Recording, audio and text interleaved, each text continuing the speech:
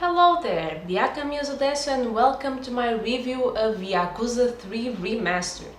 So, as you know, I'm going through all the Yakuza games, and next in line is Yakuza 3. So, this one I was already expecting a huge jump, and when I say a huge jump is a huge difference, not only on graphics, but also on the gameplay that I would see. So I already knew how the game looked compared to Yakuza 2. I'm going to mention the one that is right before Yakuza 3. I'm not talking about the other ones, but the graphic difference is huge. And I'm not saying that they should do like a remake version, but you know, it's really different. And you also feel a difference in gameplay. But let's go by parts. We ended Yakuza 2 with this really nice wrapped up story. If you have watched my previous video on Yakuza 2, you know that I felt like I already said that with the ending of Yakuza 2, I didn't feel the need to see more of Kiryu's story, that I felt like they really wrapped up and finished Kiryu's story really well.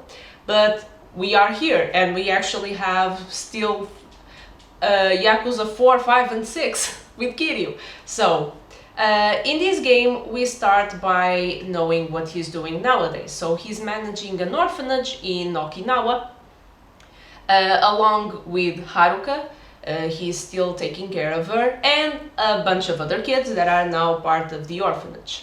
And of course Kiryu cannot be retired and looking like an uncle on vacation, so he has to dress up his suit and still taking care of Yakuza stuff. So you have this plot that will also involve a Yakuza small family in Okinawa, and Daigo will be attacked. And people will be after Kiryu because Kiryu has retired, but Kiryu is known by everyone and everyone wants him dead, basically. So, because he's still the fourth chairman, everyone that recognizes him still calls him the fourth chairman, although he basically gave up the position. I guess nobody really cares. So, he will be called once again to help solve stuff around the Tojo clan. Now, the problem here, I feel like the plot for Yakuza 3 is actually somewhat similar to, let me see if I will not get confused, I think Yakuza 1. Well, when the plot was about the empty lot and everyone being after Makoto, here you have something similar because Kiryu's orphanage is in a land that people want for a military project, so politics. And he doesn't want to give up that land, and Daigo will also try to protect him and basically get shot in the process. So it's politic interests mixed with Yakuza stuff. The plot was actually interesting. I wasn't expecting much after the end of Yakuza 2 because I didn't feel a need to see more of Kiryu's story, but it's still a fun adventure and a nice story about Kiryu. You have the usual characters. Haruka, Date doesn't age a day, so it's awesome. You see Majima. Majima is now fully on inside the Yakuza, so I guess his construction plans basically he gave up on them. Also, you know, at the beginning of the game, Kaoru says bye-bye, I'm going to America, and never to appear again, because it's the same as being dead, you know. And the florist is back at the purgatory, so why does Yakuza 3 feel like Yakuza 2 didn't happen? But it did, because the plot still continues. It's kind of weird.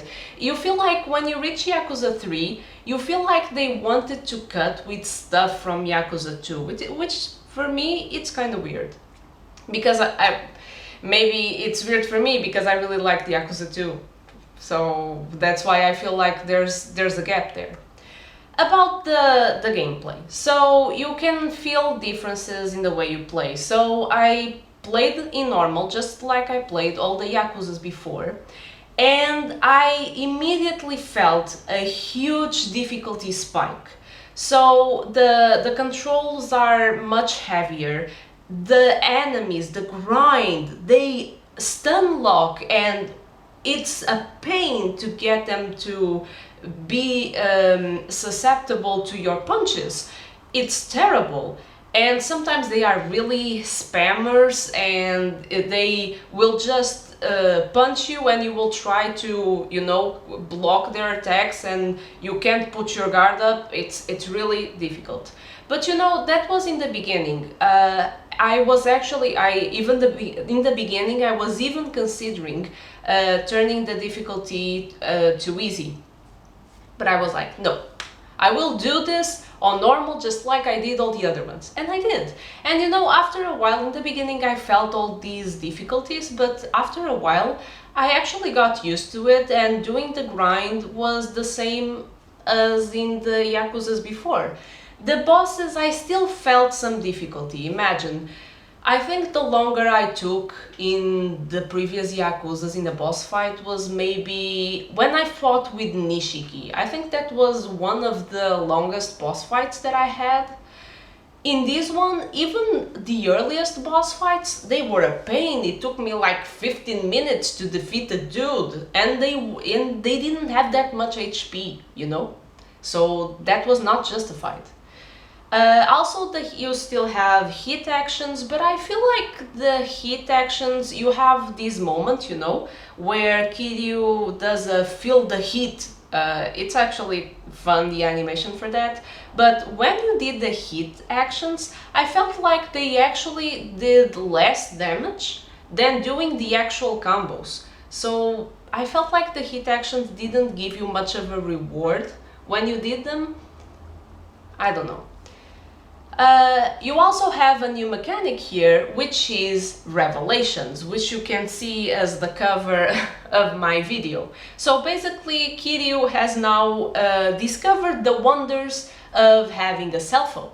And on top of getting messages from, you have, I think his name was Mac, sending him tips on revelation moments.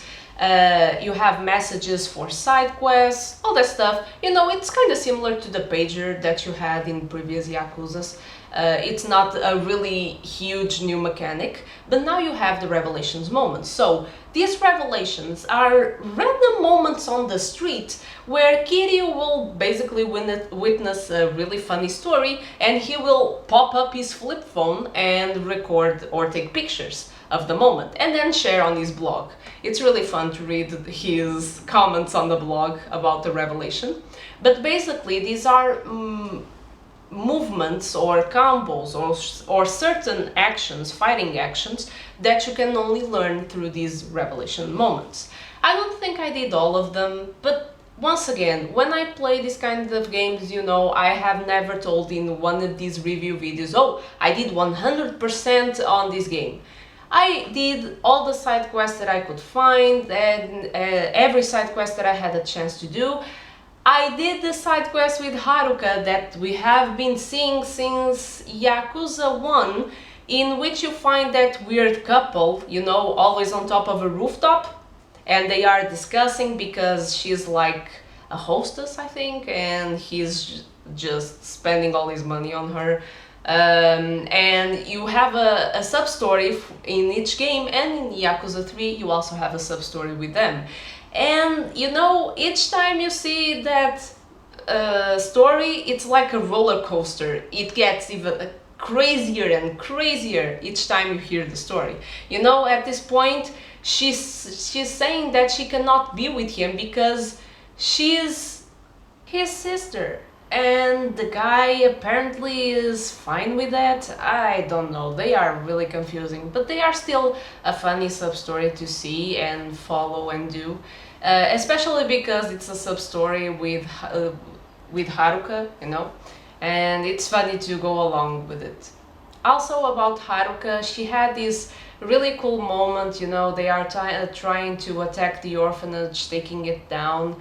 And Haruka just puts herself in front of the kids and protects them with her body. and that was a really gutsy moment of her and really cool. So it's really fun to see Haruka's character. She's like this mother figure, you know, because she's part of the orphanage because Kiryu is taking care of her, but you feel like she's running the orphanage alongside Kiryu because Kiryu has to go away, she is responsible for the kids, also she's the oldest, she always taking care of them, and Haruka was always a mature kid, even when she was smaller, so it's really fun and you can see her cook for the kids sometimes, and you actually know that Kiryu can also cook curry apparently.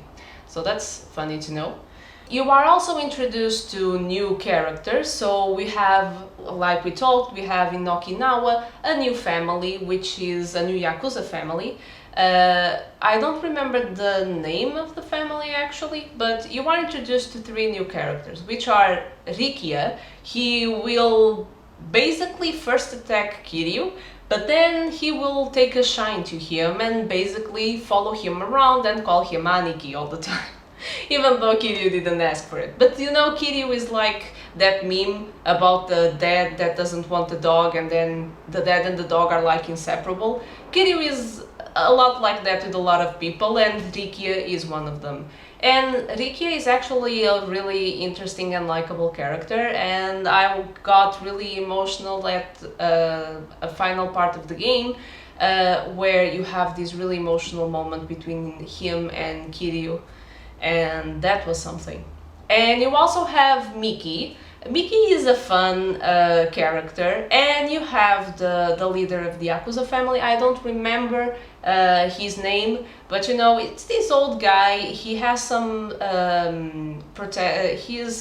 he's a part of the story where he has some focus due to taking care of a small girl that then goes to Kiryu's orphanage, and he's actually first he doesn't want to accept Kiryu, but then he becomes a sworn brother with him, and he's like, whoa, I'm a sworn brother with Kazuma Kiryu, and you know, because Kiryu's is so famous that transcends Kamurocho's barriers. You also have a new map to explore in Okinawa. You don't have a lot of stuff to do. Also, you have karaoke, and finally, after complaining for Yakuza 1 to Yakuza 2 that I didn't have a good song in the karaoke, I finally have one in Yakuza 3. No, it's not Bakamitai, but it's Kamurocho Lullaby. And Kamurocho Lullaby, it's so interesting. It's so beautiful to listen to. It's so well sung, but again, it's sung by Kiryu's voice actor, so I already liked Bakamitai for that. And but the song, it's so beautiful. You know, it has some like glissandos, and I will not try to explain it from a technical point of view, but it's really, it's not catchy, the word, but it really sticks with you. So I think it's a really nice song. So I really loved Kamurocho Lullaby. I went to the karaoke to play it more than once because it's really fun. And the rest of the activities are what you already know from the other games. So I didn't spend a lot of time. I didn't even have, from what I could find, sub-stories related to the Sega clubs and stuff like that. So I didn't went through the trouble of doing those mini games. Because I don't find it... I tried like one time and that's basically it. So I'm looking forward to Yakuza 4. For now, I'm playing Fist of the North Star, which is also made by the same studio, so if you want to check that out, I'm playing that on my Twitch channel. And you know, if you like this video, like, subscribe to see more content, and check out my Twitch channel where I'm always streaming games. And you know, these reviews always come a little late, a little after the fact, so if you want to see what I'm playing right now, just check that out. And may music always be your life force.